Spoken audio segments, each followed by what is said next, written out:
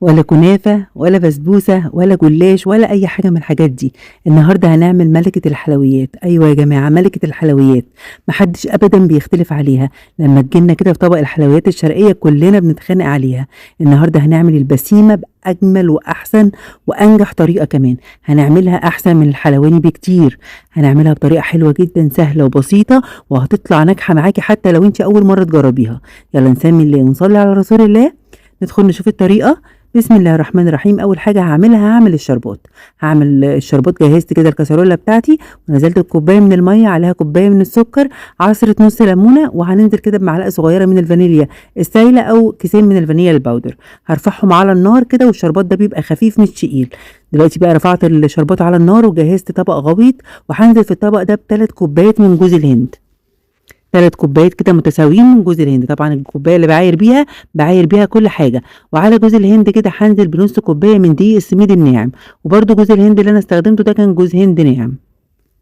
وهنزل كمان بنص كوبايه من الدقيق الابيض، يعني 3 كوبايات من جوز الهند، ونص كوبايه من الدقيق الابيض، ونص كوبايه من دقيق السميد اللي هو دقيق البسبوسه الساده، وكمان ذره صغيره خالص من الملح. ودي المواد الجافه بتاعتي. هقلبها واخلطها مع بعض كويس جدا واحطها على جنب. هنعمل بقى المواد السايله. وجبت حله ونزلت فيها بنص كوبايه من السكر و4 معالق من عسل الجلوكوز. عسل الجلوكوز يا جماعه بيخلي لي الحلويات الشرقيه دي بتكون مظبوطه جدا، وكمان بيخليها ما تجزعش كده معايا.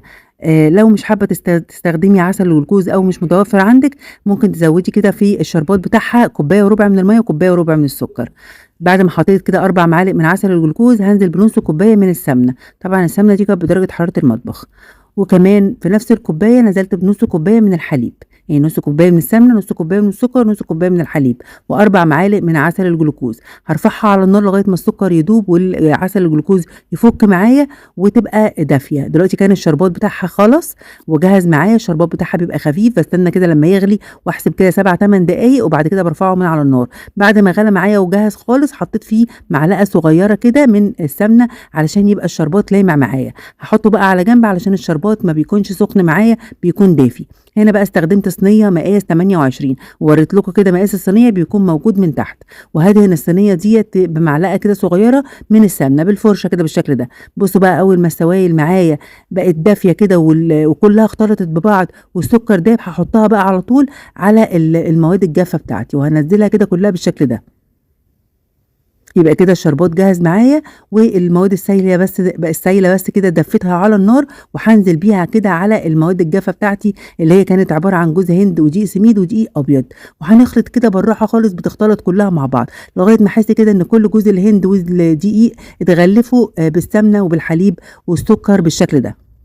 هنخلطهم كده مع بعض كويس جدا من غير ما اعجن كتير. وبعد كده في الصينيه اللي انا دهنتها سمنه، هنزل بقى بكل المكونات بتاعتي بالشكل ده. الصينيه اللي استخدمتها زي ما قلت لحضراتكم مقاس 28، تقدري تستخدمي صينيه مقاس 28 او 30. هنزل كده كل المكونات بتاعتي بالشكل ده، وهبدا كده افردها كده بظهر الاسباتولا بالشكل ده، او بظهر معلقه، او ممكن كمان لو مش بتتفرد معانا او تقيله شويه يعني، بس انا كانت معايا هي مظبوطه زي الفل. هنبل ايدينا كده بشويه من الميه خفيف كده، نبل ايدينا خفيف، وبعدين نفردها كده زي ما هوري حضراتكم دلوقتي. يعني يا دوبك كده بليت ايدي كده خفيف بالميه، وبدات افردها كده واوزعها علشان بس اضمن ان هي تتفرد وتبقى كلها متساويه في الصينيه. وهخبط خبطتين كده علشان اضمن برضو واتاكد ان كلها سوا واحد. الخطوة بقى دي مهمة جدا، وبتطلع لي البسيمة تحفة، وبيكون ريحة جوز الهند خطيرة. بندي رشة كده حوالي معلقتين 3 كده من جوز الهند فوق الوش، وبضغط عليهم كده بالمعلقة علشان بظهر معلقة علشان يمسك كده في عجينة البسيمة. جوز الهند ده بقى بيتحمص وبيدي ريحة جميلة جدا. هي أصلا ريحتها في الفرن بتبقى خطيرة. ريحة جوز الهند يا جماعة تحفة بجد. البسيمة دي من الحلويات الحلوة قوي. دخلتها بقى فرن ساخن على درجة حرارة 180. أول ما حسيت إن هي احمرت من الحروف أو الأطراف بتاعتها، على طول شغلت الشواية وبقيت أتابعها كده وأقلبها علشان كلها تاخد لون واحد. ودلوقتي بقى نزلت بالشربات بالشكل ده. الشربات طبعا كان دافي بدرجة حرارة المطبخ، والبسيمة كانت لسه خارجة من الفرن. بصوا بقى بتتشرب الشربات على طول. البسيمه دي ما فيهاش بيكنج باودر، علشان ما حدش يسالني هو فيها بيكنج باودر ولا لا، ولا انت حطيتي ولا لا. لا، البسيمه ما فيهاش بيكنج باودر. بسقيها كده بالشربات بالشكل دوت. سقيتها كده بكل كمية الشربات بتاعتي، باحرّكها بس كده وهي بتتشرّب على طول، معلقة السمنة اللي في الشربات بتدّيها لمعة حلوة جدًا، مش قادرة أقول لكم حلوة قد إيه، طعمها يجنن. أنا يا دوبك استنيتها بس تهدى كده يعني 7، 8 دقايق مش أكتر من كده، لإن بجد كانت مش هاقول لكم ريحتها قالبة الدنيا، هي ريحتها واصلة لغاية آخر الشارع.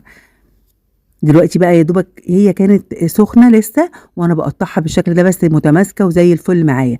عايزة أقول لكم كمان إن هي كل ما بتقعد يعني تاني يوم بتبقى أحلى وأطعم وألذ، لإن كمان بتكون اتشرّبت الشربات بتاعها كويس جدًا.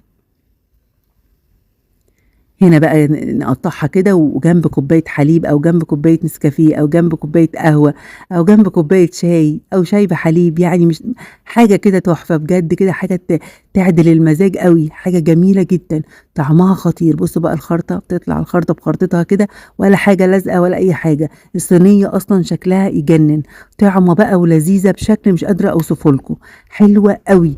ناجحة جدًا، بجد يا جماعة اللي هيدوقها عندكم هيفتكر إن أنتِ جايباها من أحسن حلواني، بُصّوا حلوة إزاي، والتسوية من تحت مضبوطة جدًا، وبجد تحفة، تحفة جدًا، جربوها يا حبايبي هتعجبكم أوي وسهلة وبسيطة وما خدتش معايا أي وقت، وبجد كانت يعني كل دقة هتجنن عليها.